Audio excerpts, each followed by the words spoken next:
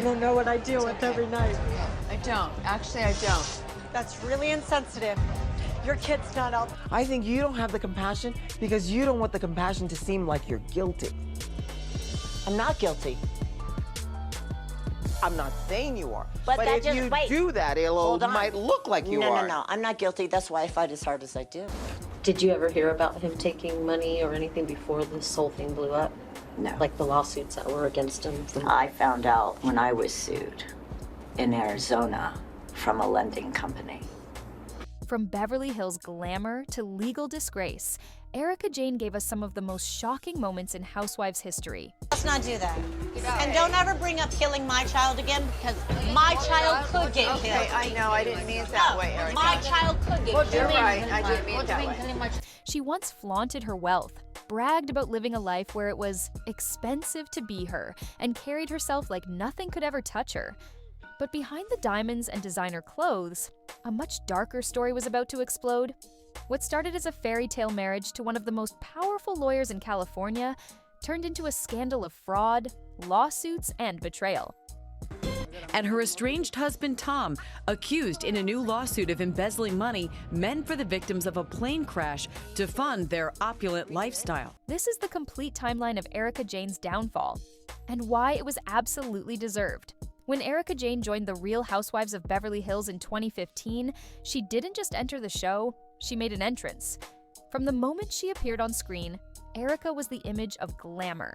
Private jets, custom designer looks, diamonds bigger than anyone else's, and a lifestyle that seemed untouchable. She wasn't just another housewife, she was a character, and fans couldn't take their eyes off her. At the center of it all was her marriage to Tom Girardi.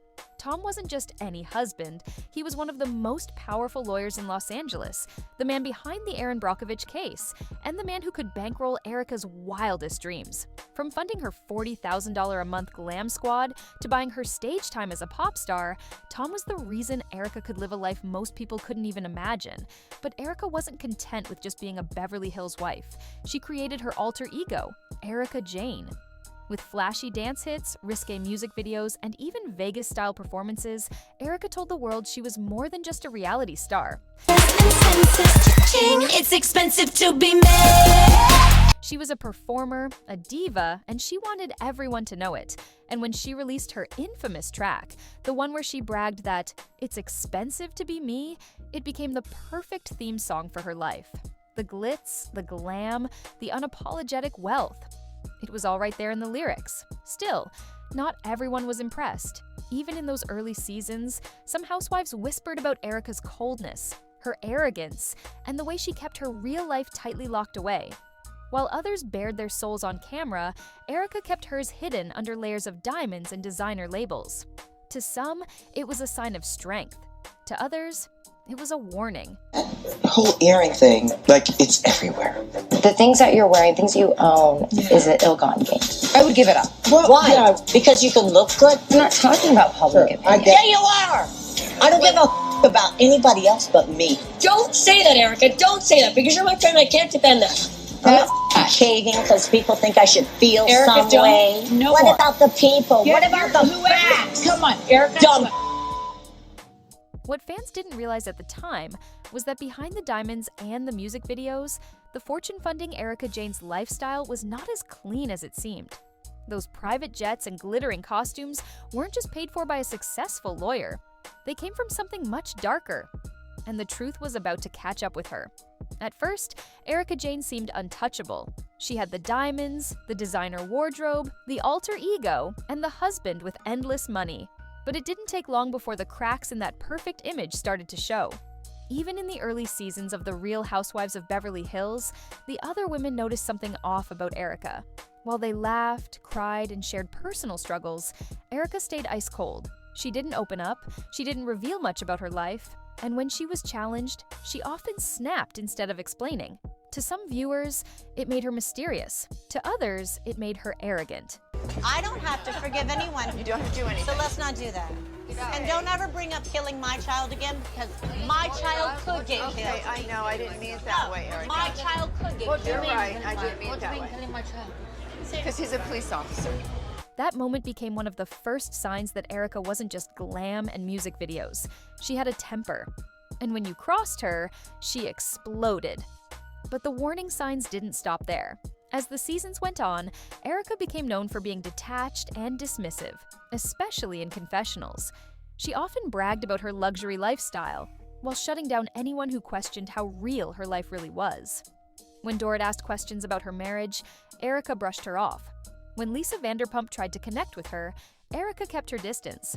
And when Sutton Stracke dared to confront her years later, Erika turned on her with an icy rage that left the entire cast shaken.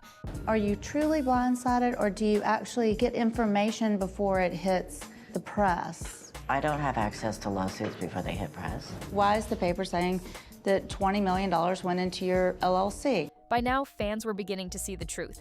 Erika's image of being a glamorous Beverly Hills star was crumbling. She wasn't opening up because she didn't want to. She was hiding something. Behind the walls of her Pasadena mansion, the reality was far darker than the Bravo cameras ever showed. The private jets, the glam squad, the endless designer wardrobe. They all came with a cost that wasn't being paid by Erika or Tom, but by victims who had trusted Tom Girardi with their lives.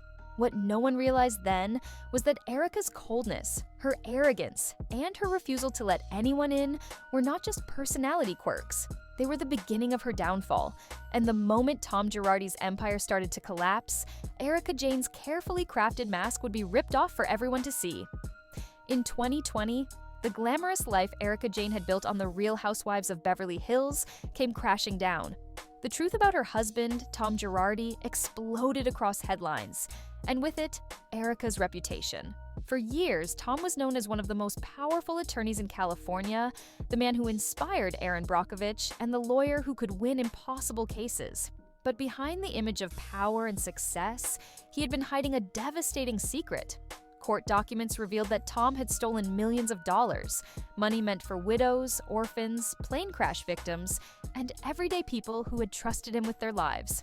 Instead of giving them justice, Tom had used their settlement money to fund his own lavish lifestyle. And to bankroll Erika Jayne's dreams of pop stardom, that one line shattered everything. Disgraced attorney Tom Girardi, the estranged husband of the Real Housewives of Beverly Hills star Erika Jayne, is headed to prison. A judge sentenced the 86-year-old disbarred lawyer to 7 years behind bars for leading a years-long fraud. The glamorous music videos, the $40,000 a month glam squad, the private jets. None of it was what fans thought. This wasn't just Beverly Hills wealth. It was money that didn't belong to her at all.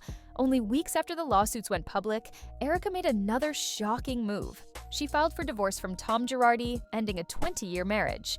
To many, it looked like a woman leaving a crumbling relationship. But to Bravo fans, it looked like something else. A desperate attempt to protect herself before the truth caught up with her. The timing was impossible to ignore. Lawsuits were piling up, creditors were circling, and suddenly Erika was on her own. The once untouchable Beverly Hills Ice Queen was now under the spotlight, and people were asking the one question she couldn't escape. What did Erika Jayne know?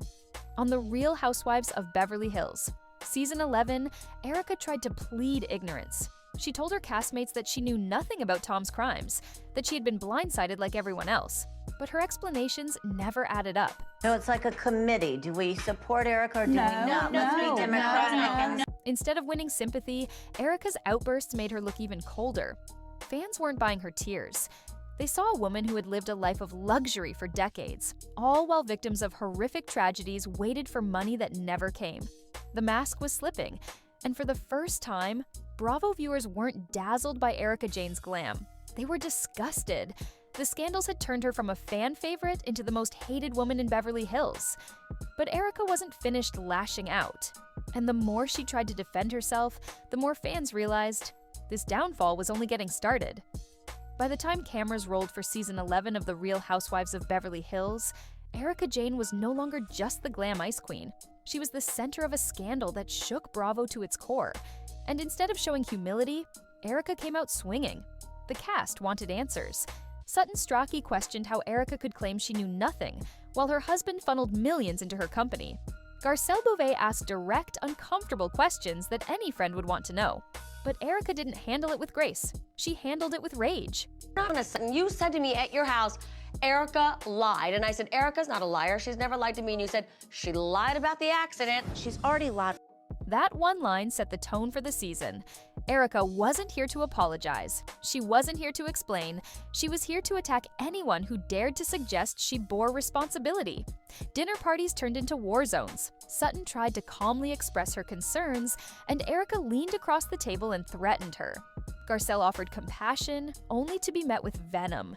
Even longtime castmates sat in stunned silence as Erika unleashed tirade after tirade. The car accident story, which I had never heard. No one had ever heard. But you had said, you told everybody that he had broken his foot or something, and that's why. That's true.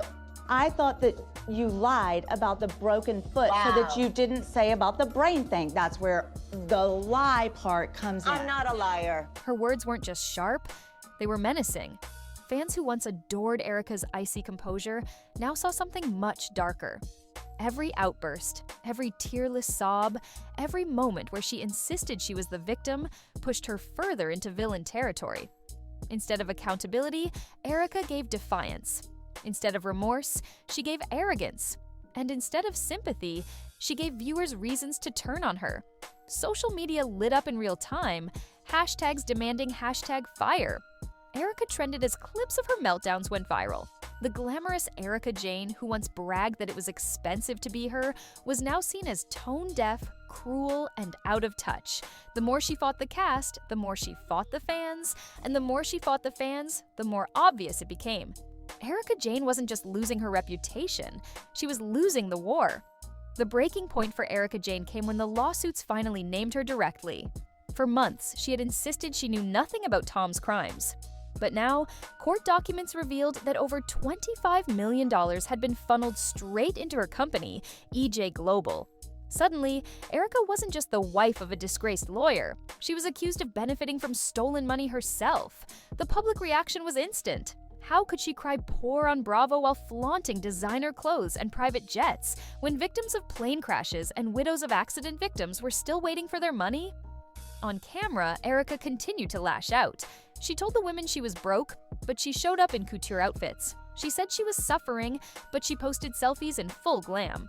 The hypocrisy was impossible to ignore. Asked him if he did it.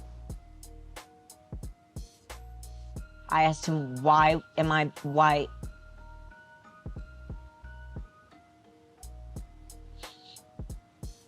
Why would you? It's okay. It's not okay. Why would you leave me with millions of dollars of lawsuits pointed at me? Single line changed everything. With those words, Erika confirmed to millions of viewers that she wasn't going to take responsibility for anything.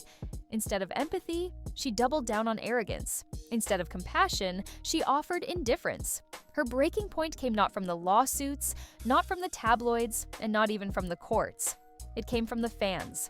Erika Jayne went from being one of the most glamorous housewives on Bravo to the most despised. Social media called her heartless. Memes mocked her for spending $40,000 a month on glam, while victims begged for justice. Bravo chat boards filled with threads demanding she be fired.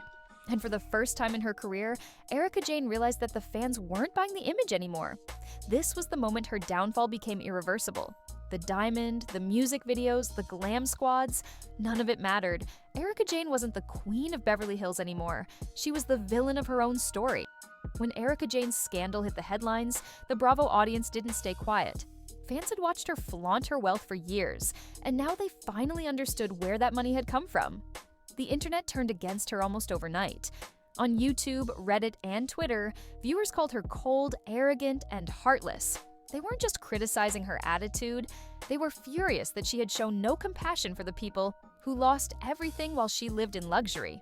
One fan wrote, "She screams about her pain, but what about the victims? They had their lives destroyed while she wore diamonds on TV."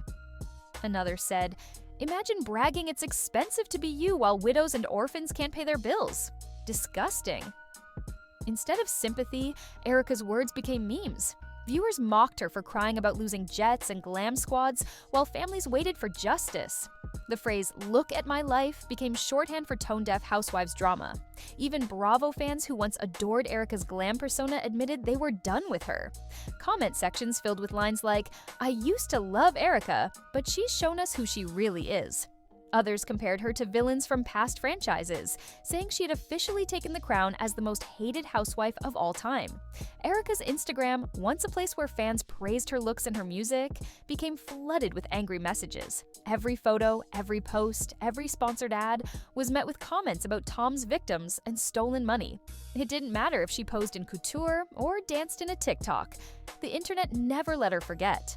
And while Bravo kept her on the show, many fans saw it as nothing more than exploiting the scandal for ratings. To the audience, Erika Jayne wasn't just another housewife anymore. She was the face of greed, arrogance, and denial. The verdict was in. The internet had spoken. Erika Jayne's reputation wasn't just cracked, it was destroyed. In the end, Erika Jayne's downfall wasn't sudden. It was slow, public, and deeply humiliating. After Tom Girardi was officially disbarred and his law empire collapsed, the lawsuits against Erika kept piling up. Bankruptcy trustees demanded she return millions. Creditors accused her of living off stolen money. Every court filing dragged her deeper into the scandal.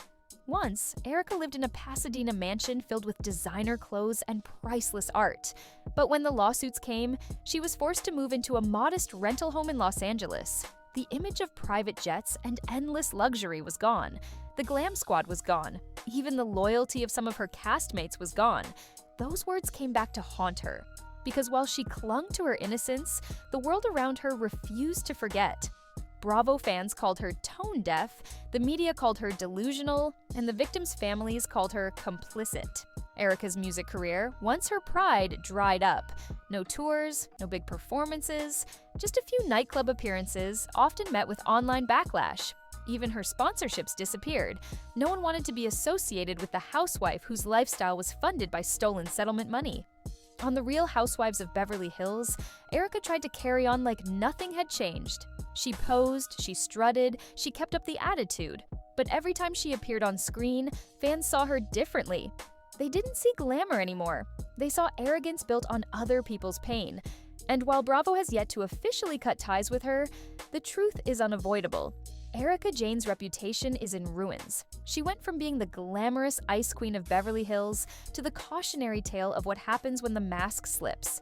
The irony was too perfect. It was expensive to be her. And now, everyone knows who paid the price. In the end, Erika Jayne didn't just lose her money, her glam, or her fan base. She lost her crown. And for millions of Bravo fans, her downfall wasn't just dramatic, it was absolutely deserved.